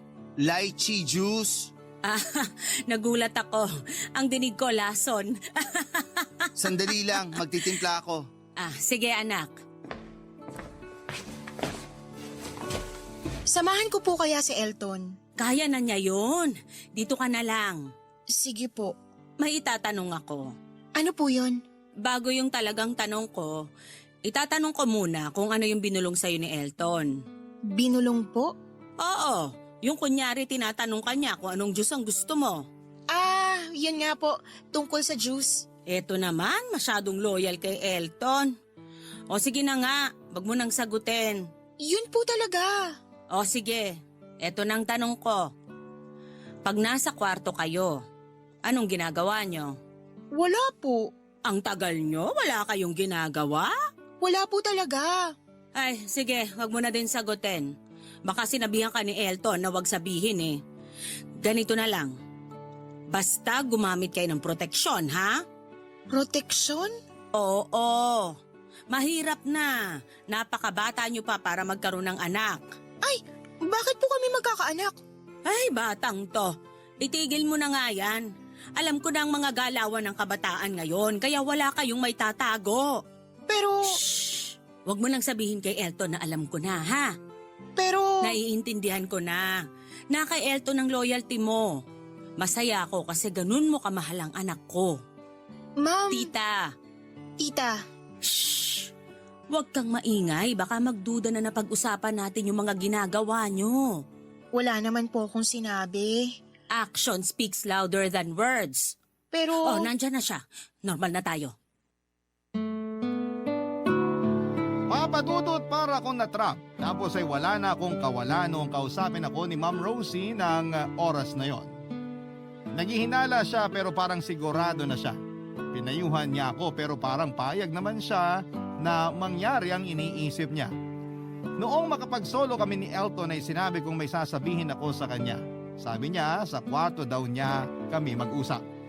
Muntik akong tumanggi ng pasigaw. Parang ayaw ko na po kasing pumasok sa kwarto ni Elton dahil sa iniisip ni Ma'am Rosie. Kaya sinabi ko kay Elton na sa labas kami mag-usap. Sinabi ko sa kanya ang lahat ng sinabi ng mama niya at inihintay ko ang reaksyon niya pero wala. Natulala siya. Kung di ko pa tinapik ay hindi matatauhan. Sinabi pa naman Papadudot na hayaan na lang daw ang ilusyon ng mama niya. Wala naman daw talagang nangyayari dahil wala daw talagang mangyayari. Kasi nga ay hindi daw kami talo. Pero hindi yun ang punto, kundi ang hinala ng mama niya. Sinabi ko na muntik ko nang aminin ang ginagawa namin. Saka siya lalong nagising sa mga sinabi ko. Sinabi niya sa akin na huwag sasabihin sa mama niya ang ginagawa namin sa loob ng kwarto niya kapag dalawa lamang kami. Bago kami mapag-isipan ng mga kabarangay ay sasabihin ko na ang ginagawa namin. Nagsusukat lang po kami ng mga bestida at naglalagay ng makeup. Yun lang naman po ang ginagawa namin at wala nang iba pa. Kinausap din po noon si Elton para hinga ng tulong dahil isang lalaki ang nangungulit sa akin ng mga panahong yon, Papadudot. Barangay Love Stories. Barangay Love Stories. Papadudot, may makulit na lalaki ang nanliligaw sa akin. Hindi pa siya kilala ni Elton kasi bagong salta lamang ang lalaki sa lugar namin. Hindi naman siya bastos pero sobrang kulit niya. Kahit na nung una pa lamang siyang pumuporma ay binasted ko na. Pero hindi pa din siya tumitigil. Ang tanging payo lang sa akin ni Elton ay huwag lang pansinin po ito. Sinubukan ko na pong gawin yon pero sa kulit ng lalaki ay kahit na hindi ko pansinin ay lalong nagpapapansin. Isang beses, naglalakad kami pa uwi ni Elton ay nakasalubong namin ang lalaking yon. Siya si Mike, 20 years old. May itsura naman pero hindi ko talaga siya gusto. Kinukulit niya ako noon kaya bigla kong hinila si Elton at ipinakilala na manliligaw ko at malapit ko nang sagutin. Papadudot, muntik kong mahalikan ang kaibigan ko kasi biglang nag-ibang anyo. Ang baba ng boses niya na sinasabing magiging boyfriend ko daw siya. Sa kanya tinanong kung sino daw ba ang lalaking yon. Papadudot, hindi pa din nasindak si Mike. Ang tanging sinabi niya ay hindi ko pa naman daw pala boyfriend si Elton. Kaya pwede pa siyang manligaw. Sa sobrang inis ko ay hinila ko si Elton at umalis kaming dalawa, Papa Dudut.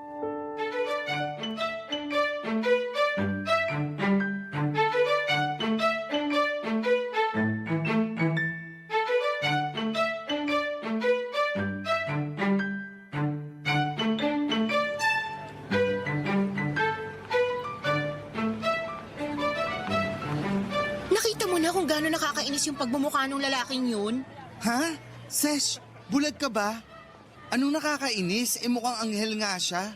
Oh, paano mo nasabing mukhang anghel? Nakakita ka na ba ng anghel? Ay, piloso pa. Pauso ka kasi. Paano nagmukhang anghel yun? Mukhang mabait naman. Narinig mo ba magsalita? Naman. Pakahambog! Sobra ka, hindi naman. Straightforward lang. Sandali nga, abogado ka ba niya? Sinasabi ko lang ang nakita ko. Pwes bulag ka. Maaari nga, pero bulag lang ako sa mga bagay na ayaw ko masamain. Anong inaarte mo? Moment ko to. Akong humihingi ng tulong sa'yo. Sayang chance ko na magdrama. Gusto mo drama? Ako malapit na mag-action, magugulpi na kita. Susumbong kita kay mama. Sumbongera. Natural. Oh, back to you na. Salamat naman. Welcome. Oh, ano ne? Yun nga, kailangan mo kong tulungan. Anong tulong? OMG! Ipapagulpi mo sa akin si Mike? Gaga, anong gulpe? Sa bunot kurot sampa lang naman ang alam mo. Oh, ano nga? OA ka kasi. Magpapatulong ako sa'yo na magpanggap ka na boyfriend kita. Iyak! Sasampalin kita dyan eh. Yaki naman talaga yung idea mo. Alam ko, pero wala na akong choice. Anong wala? Ang daming choice. Yung kaklase nating si Luther. O kaya yung kapitbahay niyong si Ram. O di kaya yung nagbabantay ng tindahan nila Akong. Si Jim? Mismo. Ayoko dun. Natatakot ako, masyadong maraming buhok. Ayoko kay Ram, ang laki ng binte tapos walang puwet. At ayoko kay Luther, Inglesero tapos may accent pa. Hirap intindihin. Pintasera ka ba, te? Sinasabi ko lang ang totoo. Tumigil ka na nga sa kakareto-reto mo. Ayoko sa kanila. Ikaw ang gusto kong magpanggap. Bakit ako? Para hindi na ako mahihiya. Mas kampante ako na ikaw ang kunyaring boyfriend ko kasi kilala na natin ang isa't isa. Nakakaloka ka? Huwag ka nang umarte. Pag-iisipan ko.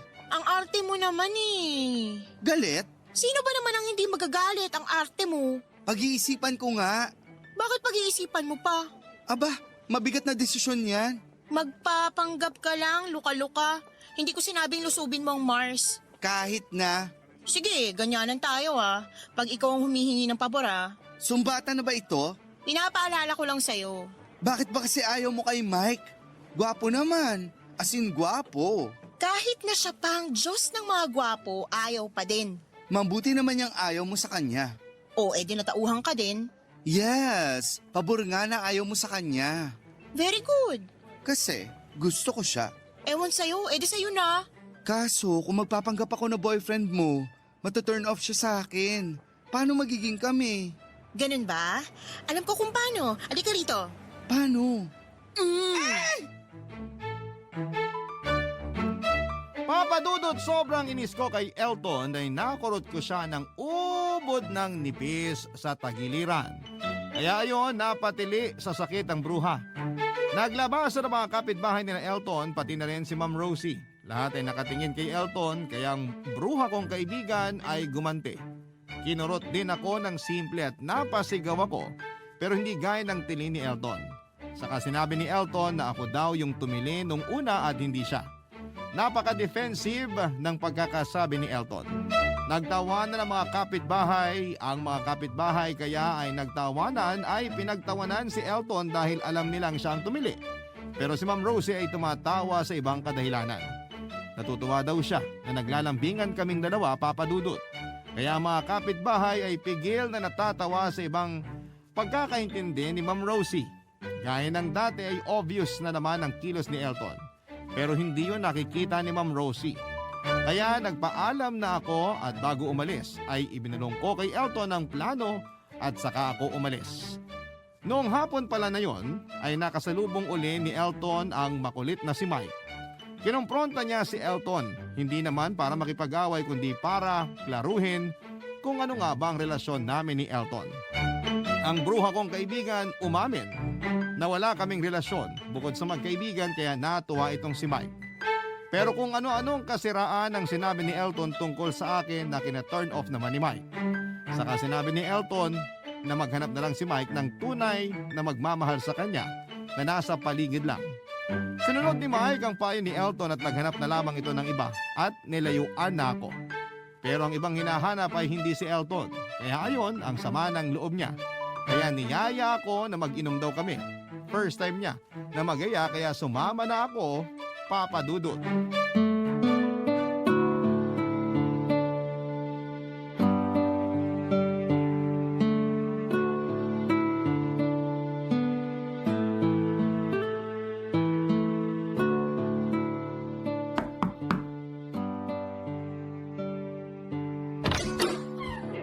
Tita Rosie, si Elton po. Roda, tuloy ka.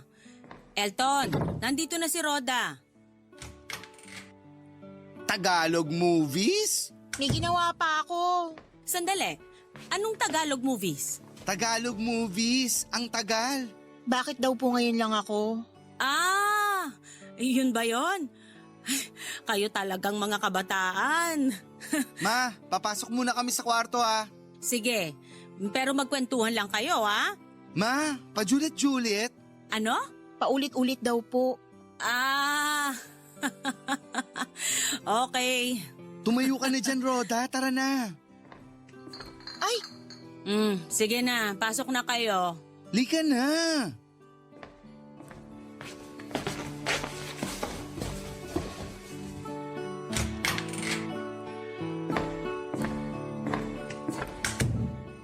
Dala mo ba? tumunog nga, di ba? Buti hindi nag-usyoso si Mama kung ano yung boteng tumunog sa bag mo. Bakit kasi 2 bote ng alak ang pinabili mo? Mahirap na, baka kulangin ng isa. Lalabas pa tayo. Ay, professional drinker. Hindi natin masasabi. Mamaya ikaw pa ang mas malakas uminom. Bakit ba kasi kailangan may alak ngayon? Anong okasyon? Walang okasyon. Magluluksa tayo. Ha? Saan? Nak, Ma? hinay lang ha. Ha? Saan po? Ay nako nak, huwag ka nang magmaang-maangan. Alam kong magiinuman kay ni Roda. Bakit alam ni Mama? Sinabi mo? Luka-luka ka ba? Bakit ko sasabihin? Anak, Po? bakit kayo tumahimik? Alam kong iinom kayo dahil dinig na dinig kong tumunog nung nag-umpugan yung mga bote ng alak sa bag ni Roda. Huwag kang mag-alala, hindi ako galit. Basta yung sinasabi ko ha, iinom kayo baka makalimot kayo sa mga sarili nyo.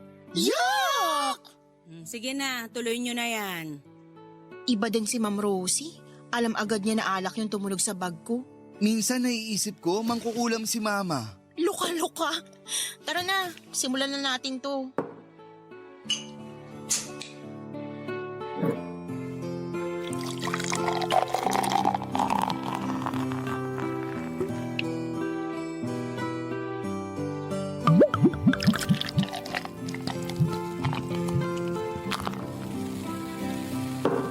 Para sa pusong sawi.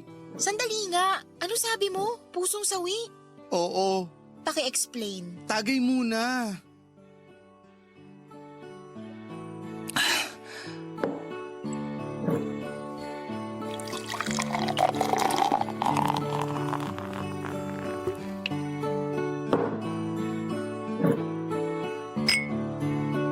So?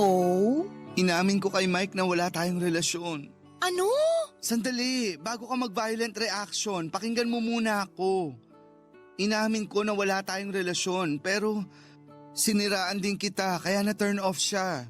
Siniraan mo ko? Kung sa bagay, okay na din basta mawala lang siya sa landas ko. Sinabi ko na maghanap siya ng iba. Teka sandali, 2 shot pa lang lasing agad. Nakakainis ka naman eh. Bakit ka kasi umiiyak? Akala ko kasi pag siniraan kita, sa akin siya magkakagusto. Pero hindi. Hayaan mo na. Hindi! Mahal ko siya! Anak, Umiiyak ka ba? Ma, may pinapractice lang kami. Mamaya na tayo mag-usap. Okay. Sige. Ikaw naman kasi makaangal-ngal ka, parang 10 years na kayo ni Mike. Hayaan mo na, marami pang kamahal-mahal dyan. Hintayin mo yung para sa'yo. Mas okay pa nga kung naging kayo eh. At least lagi ko pa rin siyang makikita. Kaloka ka!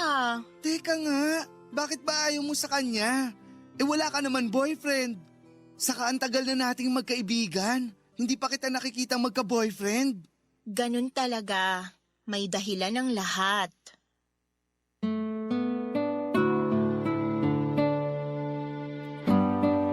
Gulong-gulo si Elton sa sinabi ko. Yung lasing-lasingan niya ay biglang nawala at parang reporter na nagtanong ng nagtanong. Sinabi ko na may nagugustuhan na ako. Tinanong niya kung sino ang maswerteng lalaki at sinagot ko siya na ang maswerteng lalaki ay isang babae. Opo, Papa Dudut. Lesbian po ako since birth kaya medyo iba naman din talaga ang kilos ko. Kaya nung nabigla si Elton na kung bakit hindi ko sinasabi ay ibinalik ko lahat ng sinabi niya sa akin nung tinanong ko siya ng parehong tanong dati. Sinabi ko na obvious naman sa kilos ko na boyish ako. Ewan kung bakit parang nagbubulag-bulagan itong si Elton. Saka sinabi ko din na kaya hindi ko sinasabi sa kanya ay gusto ko siya ang magtanong sa akin. Gaya din nung sinabi niya na hinihintay niya lang na ang mama niya ang magtanong tungkol sa totoong kasarian niya. Hindi naman ako nagtatago kung ano o nagsisinungaling sa kaibigan ko. Gusto ko lang na magtanong siya. Nabigla man si Elton ay tinanggap niya din ang buong buo kung sino ako gaya ng pagtanggap ko sa kung sino siya. Sa ngayon, Papa Dudut ay naging kami na ng sinasabi kong babae. Masaya kami sa piling ng isa't isa. Si Elton naman ay wala pa ding nakakarelasyon. Kaya naisip niya na baka dahil ayaw pa niyang magsabi ng totoo sa mama niya, kaya hindi siya nagkakaroon ng boyfriend. Kaya naglakas loob siya na kausapin na ang mama niya at umami na sa wakas. Kahit natatakot ay nasabi niya ng diretsyo ang lahat. Nagpasalamat naman ang mama niya dahil sa wakas ay nagsabi na ito sa kanya ng katotohanan. Matagal na pala talagang alam ng mama niya na Becky siya pero gusto niyang ang anak niyang magsabi sa kanya dahil ayaw ng mama niya na siya ang magpa-out kay Elton. Isang tinik pala sa kanilang mag-ina ang pagtatago ni Elton sa kung ano talaga siya kahit na alam naman nilang dalawa ang katotohanan.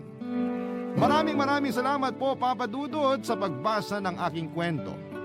Malaking tulong po ang Barangay Love Story sa aming mga tagapakinig na mabigyan ng boses at kulay ang mga pinagdadaanan namin sa buhay. More power po sa Barangay LS 97.1, ang undisputed #1 radio station sa buong Pilipinas. Ang inyong forever kapuso at ka-barangay, Roda.